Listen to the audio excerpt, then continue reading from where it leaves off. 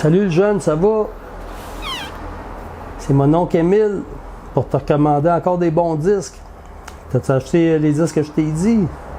C'est pas pire, hein? Là, je voulais te parler d'une autre affaire. À date, on a parlé des disques à écouter quand on va à l'SQDC.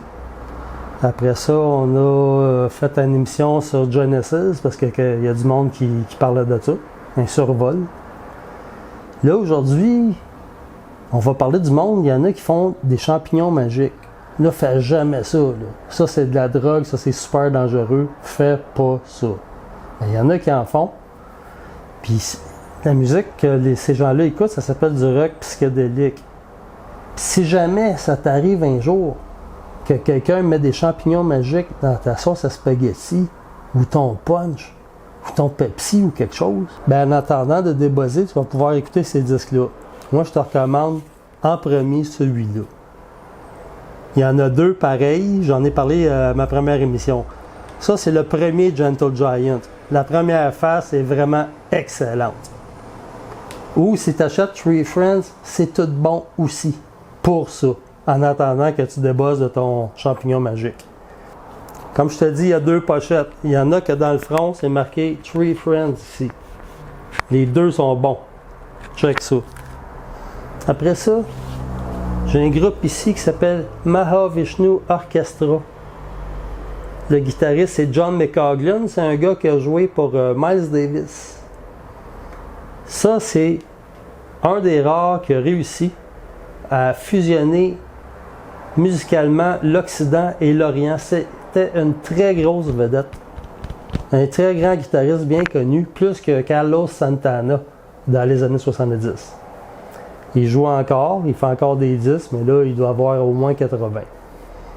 Ça, c'est son premier. Birds of Fire. Fait que ça, je vous le recommande. Billy Cobham, premier drummer à jouer avec 3 bass drums. Tout un drummer. Des musiciens virtuoses comme ça se peut pas. Surtout le guitariste. Le jeune, je te jure, si t'es pogné dans cet état-là, essaye ce disque-là. Emerald and Beyond de Mahavishnu Orchestra qu'on voit ici la photo. Après ça, j'ai Robert Fripp quand il est revenu de sa cure de spiritualité.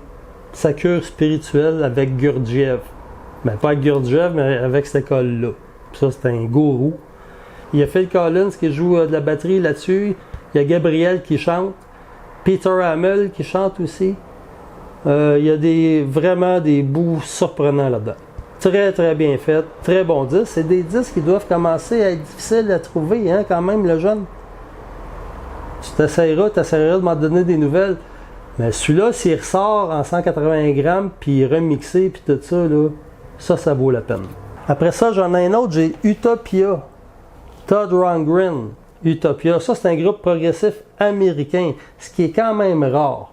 Parce que le progressif, ça vient surtout de l'Angleterre. Le progressif américain, tu as Kansas, c'est ça, Kansas.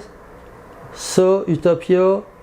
Tu as The Doors, mais je trouve pas que c'est du progressif tant que ça. Et Zappa, des fois, c'est du progressif. Ça vient des États-Unis. Mais ça, c'est un bon groupe américain. La première pièce dure toute la barre au complet. C'est vraiment très bien composé, des gros musiciens, de la bonne harmonie. Très bonne musique, le jeune. Après, j'en ai un super bon ici.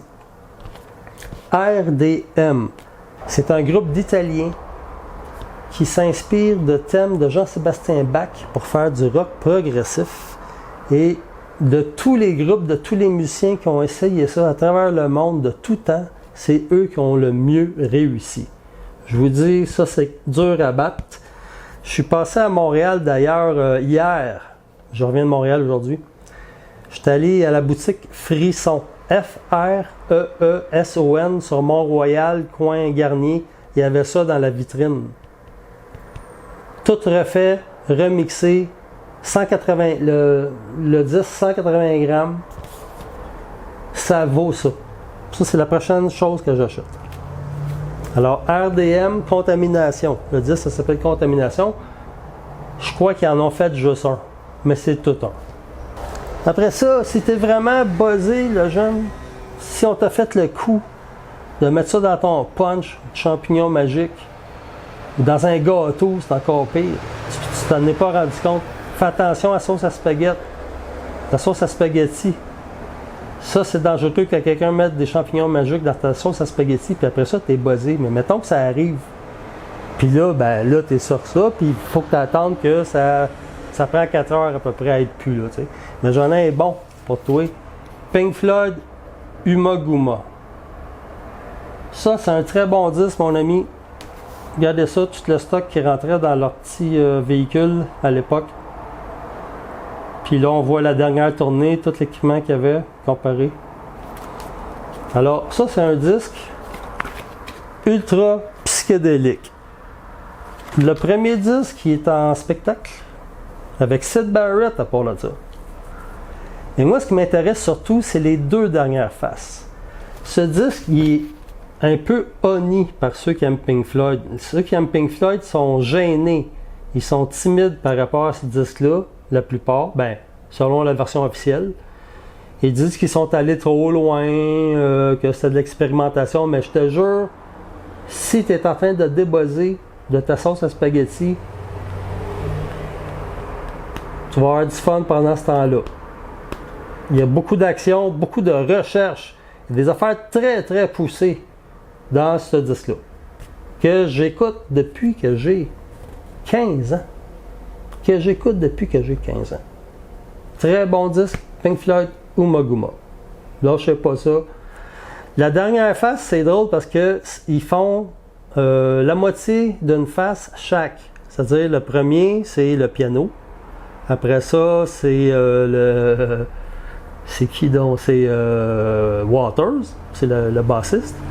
Après, c'est l'autre côté, ben là, ça commence, c'est Gilmour, le guitariste. Après, c'est la batterie. Mais vraiment, ils vont loin. Puis là-dessus, quand ça commence avec le piano, premièrement, le thème de la 3e phase, quand ça commence, c'est du Pink Floyd. Il n'y a rien de Pink Floyd que j'ai jamais entendu autant Pink Floyd que ce thème-là. Et le pianiste se met à faire un solo et on dirait qu'il est en train de massacrer son piano. Il y a beaucoup de gens qui vont dire que ce gars-là faisait n'importe quoi, mais je vous jure, essayez de faire pareil. Vous allez voir que c'est pas comme ça. C'est très inventif, c'est très original, c'est très vieux, c'est 1969. Je vous le recommande. Et pour finir, mon cher jeune, Alun Ellsworth. Alun Ellsworth, c'est pour moi le meilleur guitariste, celui qui va le plus vite, celui qui est le plus varié, puis celui qui est le plus avancé. Puis qu'est-ce qui est drôle avec ce gars-là?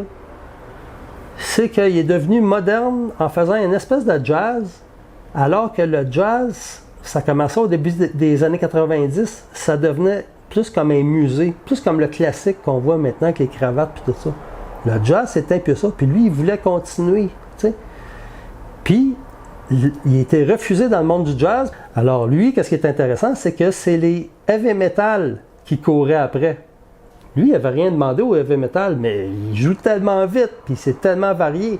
C'était l'ami à Eddie Van Halen même. Alors ça, là, lui, quand il était petit, son père, il jouait du piano, jazz, et enfant, il écoutait des disques de jazz à l'envers sur son gramophone. C'est comme ça qu'il s'est bâti un univers musical. Il est mort et c'est ceux qui aimaient sa musique, qui ont payé, qui se sont cotisés, c'est-à-dire son public, pour payer ses funérailles. Il paraît que ça lui a coûté un pont en soins de santé pour le cancer. Alors, Alun Ellsworth, guitariste très important que je vous recommande à tout le monde. Il n'a pas fait de disques qui ne sont pas bons. Ça, je vous rassure. Sauf que ce disque-là, il y a plus de guitare électrique. Il est plus. Moi, je trouve que c'est son meilleur. Celui-là, Alun Ellsworth, IOU. IOU, ça veut dire IOU, je te dois une dette. Ça veut dire qu'ils ont emprunté de l'argent pour faire ce disque-là. Donc, ça veut dire je te dois, IOU. Alors, c'est ça, mon cher jeune. Prochaine vidéo, ça va être sur mes 20 meilleurs disques de Zappa. Je vais t'expliquer c'est quoi.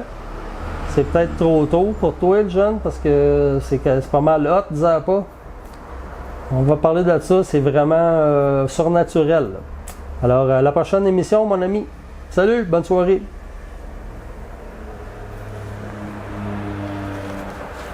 Trois, parfait.